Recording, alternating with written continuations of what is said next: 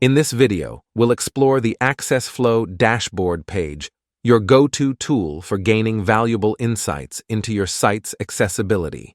This page presents an overview of your site's accessibility status and progress, updated since the last audit, allowing you to optimize planning and prioritize your remediation efforts.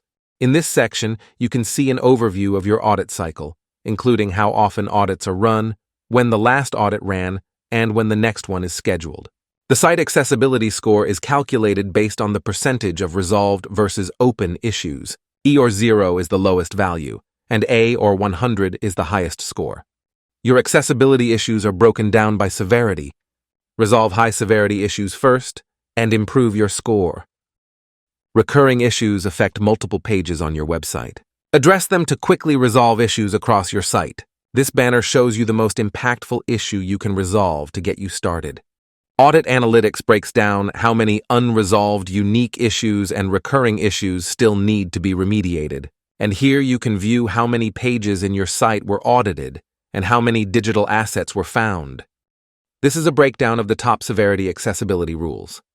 Select a rule to view all the related issues that were identified. And here you can compare how the number of unique issues and recurring issues changed over time.